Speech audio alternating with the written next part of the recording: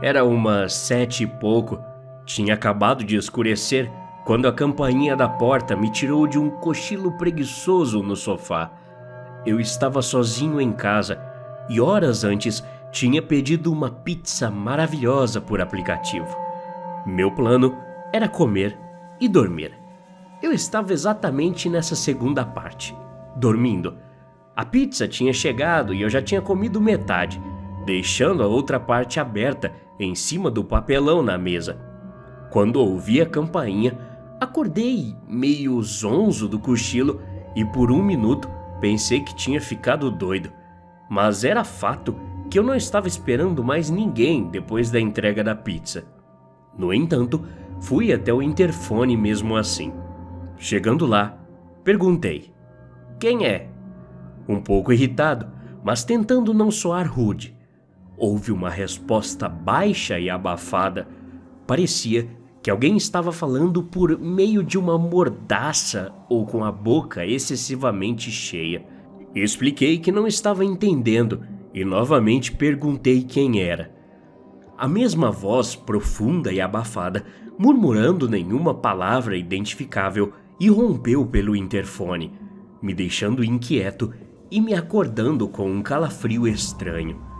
Moro em um complexo pequeno de apartamentos. O meu fica no segundo andar. Nesse momento, fui até a janela com vista para a rua e olhei para baixo. A alguns metros abaixo, na calçada em frente à porta, estava um homem bastante alto e curvado, segurando uma caixa de papelão muito grande, que parecia ter caído em algum esgoto de tão suja. Havia manchas escuras e oleosas nela, bordas amassadas e tiras aleatórias de fita adesiva. O fato é que eu não tinha feito nenhum pedido depois desse último que já estava comendo, mas mesmo se tivesse, não teria como abrir aquela porta, não com a cena que eu estava vendo. O rosto do homem alto estava completamente obscurecido pela grande caixa que ele segurava bem alto na frente do peito, claramente para esconder seu rosto intencionalmente. Tudo que eu podia ver era aquela caixa e suas mãos cobertas por luvas de jardinagem de palmas azuis que pareciam também sujas e mal ajustadas. Algo naquilo me parecia muito estranho. Dei um passo para trás lentamente, enquanto meu coração batia forte no meu peito. Devo ter dado esse passo lento para trás, com medo do cara ter me visto olhando pela janela. Voltei para a porta e falei com firmeza pelo interfone: "Desculpa, mas eu não pedi para entregar nada.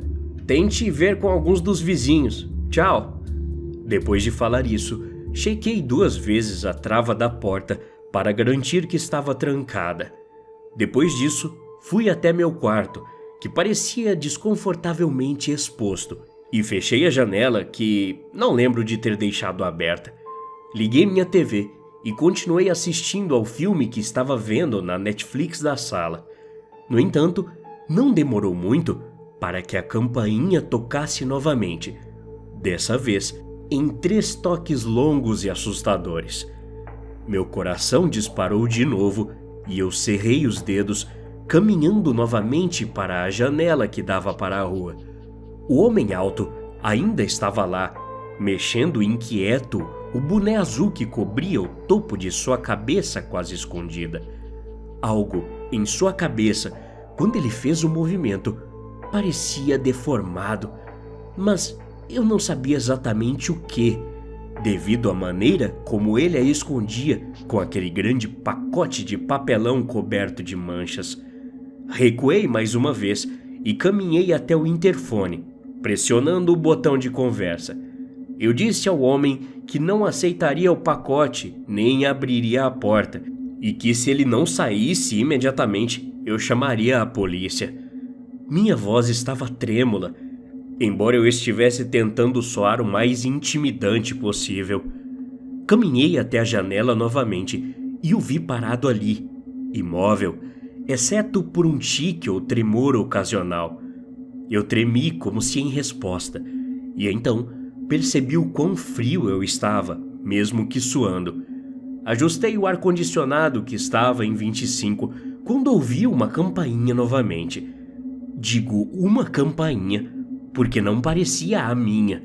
Essa era abafada e um pouco distante. Notei então que era do meu vizinho da porta ao lado.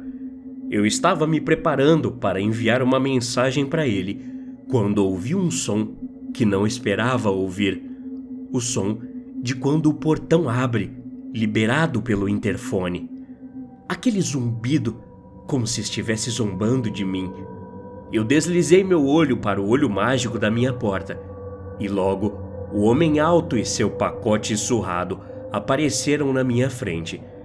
Eu observei quando a porta do meu vizinho Daniel se abriu. Vi o olhar de desgosto e horror torcer o rosto de Daniel quando ele abriu a porta para ver quem era.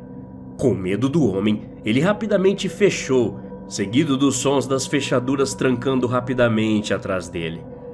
O homem na porta se virou ligeiramente em resposta e eu vi uma lasca do rosto deformado. Era enormemente alongado, como se houvesse um tumor do tamanho de uma bola de futebol crescendo na frente de seu crânio, pressionando-o para fora em um ângulo impossível. Dentes finos e amarelos se projetavam para fora como pequenas presas em uma boca oval de lábios franzidos, que era um amplo círculo de agonia que se estendia a quase meio centímetro da frente de onde deveria. Sob as sombras da iluminação fluorescente do corredor, posso dizer com segurança que nada gelou meu sangue tanto quanto aquele rosto deformado e retorcido e os olhos acinzentados e lacrimejantes. A maçaneta da minha porta balançou forte e fez um barulho estrondoso quando a figura bateu forte na porta com a parte inferior do punho enluvado.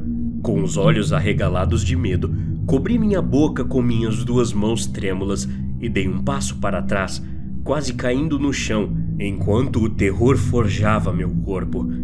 As batidas fortes continuaram por alguns segundos antes de parar, mas quando eu quase me orientei, um estalo estrondoso sacudiu a porta e vi uma pequena lasca do que só poderia ser uma lâmina de machado perfurando a madeira. Eu me joguei imediatamente no chão, minha mente girando, tonta com o horror da situação. Minha mão trêmula pegou meu celular do bolso e no mesmo segundo disquei o telefone da polícia. Fiz isso o mais rápido que pude, quando outro golpe chocante na porta estilhaçou um pedaço considerável dela. Eu corri para trás, como se estivesse imitando um caranguejo para o quarto, onde entrei e fechei a porta quando um atendente me respondeu. Eu disse a ele com a voz gaguejante de uma vítima em choque que um homem estranho estava invadindo minha casa com um machado, tentando me matar, dando a eles meu endereço em seguida. Ouvi a porta da frente se abrir com um estrondo. Eu estava congelado de medo e me perguntando se estava tendo um ataque cardíaco, quase rezando por isso e não pela outra morte iminente que abriu a porta do meu quarto e olhou para mim com aqueles olhos esquisitos e cinzentos.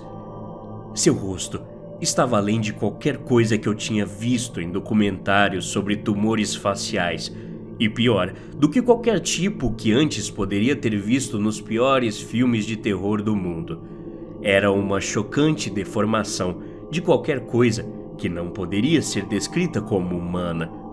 As longas e esticadas fendas das narinas desciam até aquelas presas e abaixo delas a boca, que parecia incapaz de comer, revelava um enorme caroço vermelho que poderia ter sido uma língua logo atrás dos dentes salientes. Eu estava preso no lugar pelo meu próprio medo, quando a figura alta veio até mim e eu apertei meus olhos fechados, preferindo a escuridão do que o horror na minha frente, como sendo minha última memória se eu fosse morrer. Senti uma bufada de ar quando o homem apressadamente passou por cima de mim. Ouvi um baque molhado doentio, como uma abóbora se partindo, e meus dedos subiram até o topo da minha cabeça, prontos para encontrá-la dividida em duas. Um gemido caiu no silêncio em algum lugar atrás de mim e senti dedos longos, ossudos e enluvados, deformados, puxando meu braço gentilmente. Abri os olhos para o homem deformado. Ele estava tentando me levantar. Vi sua mão enluvada apontando para trás. Olhei para a janela aberta, que jurei ter fechado novamente, e vi um homem amassado ao lado da minha cama. Um homem grande, vestido de preto, deitado em uma poça de sangue com um machado enfiado em seu peito. Em sua mão esquerda, já morta, tinha uma faca longa e serrilhada. Era alguém que tinha invadido minha casa, um assassino enlouquecido que esse homem deformado tinha visto invadindo meu apartamento. Esse homem deformado era um vizinho do lado, que estava levando o lixo para a rua quando viu alguém pulando minha janela para me roubar e Deus sabe mais o que. O nome desse cara era Jeremy. Ele não saía de casa com frequência, por isso eu nunca tinha o visto. Ele tinha problemas físicos e era julgado pela sociedade por causa de sua aparência. Nesse dia, aprendi que pessoas boas existem e não necessariamente têm a aparência bonita. Muito pelo contrário. Jeremy salvou minha vida e eu sempre serei grato por isso. Até a próxima. Obrigado.